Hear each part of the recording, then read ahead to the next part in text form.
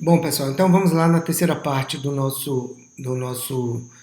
nossa aula de hoje, do nosso bate-papo, nosso encontro, ainda tratando do princípio do contraditório. É um dos princípios mais importantes, gente, que nós temos. Aliás, na verdade, quando eu digo assim, é um dos princípios mais importantes, eu pergunto qual é o menos importante. Eu não sei mensurar isso, eu não sei dizer para vocês. Princípios são todos importantes, princípios são importantíssimos. Daí porque não é que vocês tenham que decorar os princípios, assim, professor, eu vou ter que saber isso de cor. Não, não é que tem que saber de cor. É que o próprio entendimento do princípio vai levar você a saber o que é aquele princípio. Porque eu não consigo mensurar para vocês, olha, tem uns princípios que a gente fala mais dele, outros que a gente fala menos. Por exemplo, o princípio do contraditório e ampla defesa, a gente fala todos os dias da nossa vida. Já o princípio da instrumentalidade das formas a gente não fala todo dia, mas eu preciso reconhecer o princípio.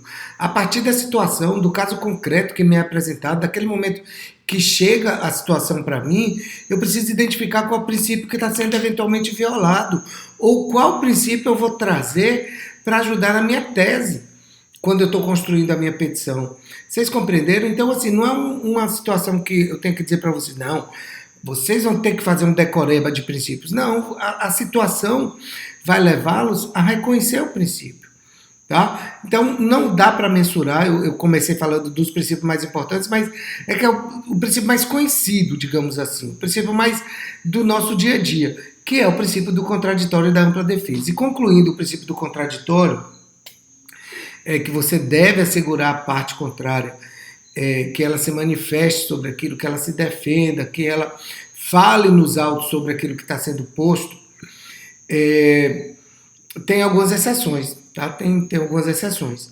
E eu poderia citar o artigo 300 do Código de Processo Civil, que trata da tutela provisória. Eu vou pegar aqui, artigo 300 do CPC, anotaram aí? Artigo 300 do Código de Processo Civil. Ele trata da tutela provisória.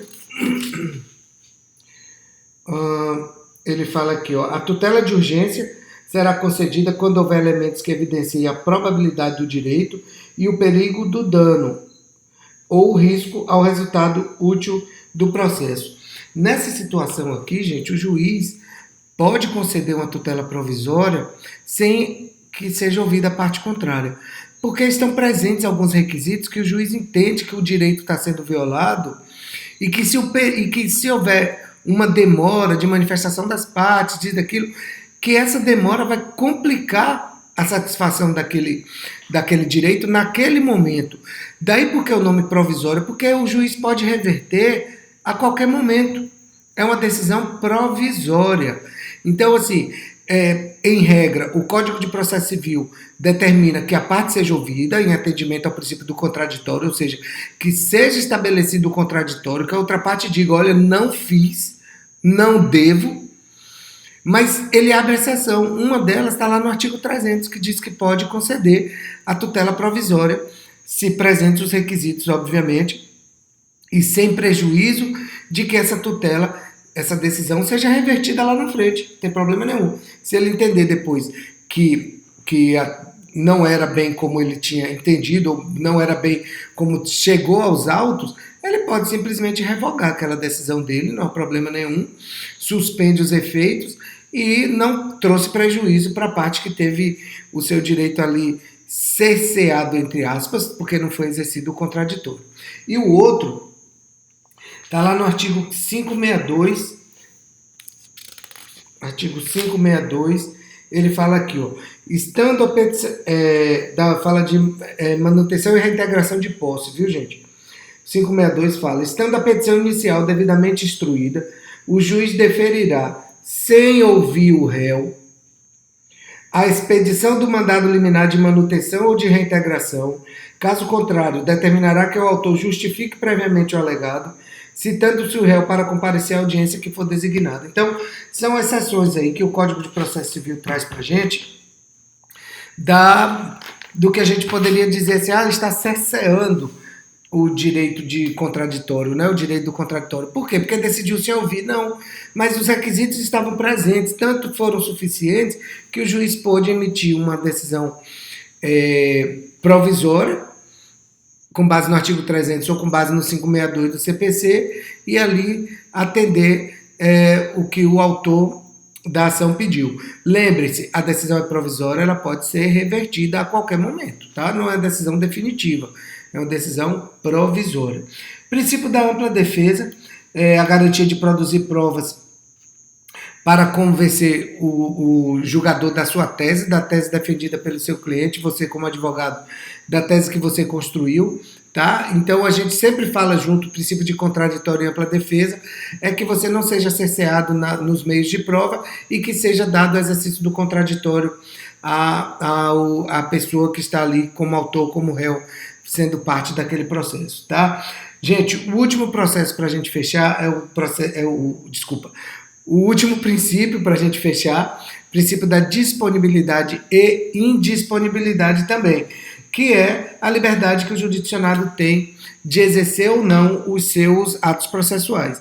Os atos processuais são meramente atos feitos pelas partes através do seu advogado, e da disponibilidade ou indisponibilidade é que você faculta a parte a ele exercer os atos processuais que ele bem entender no processo. Tá bom? Sabendo que em alguns atos processuais, em não sendo exercido, né, e não sendo colocado a visão da parte ali, pode ser absolutamente prejudicial ao processo. Pessoal, avisos do final então, que vocês sabem que eu faço igual a igreja. Quando a missa acaba, a gente começa os avisos, tranquilo? Nós fomos até a página 101 do livro, tá? Só para vocês compreenderem, nós paramos nessa semana. A próxima sessão vai ser a 2.3. A gente já faz como pré-aula uma leitura antecedente ao nosso encontro.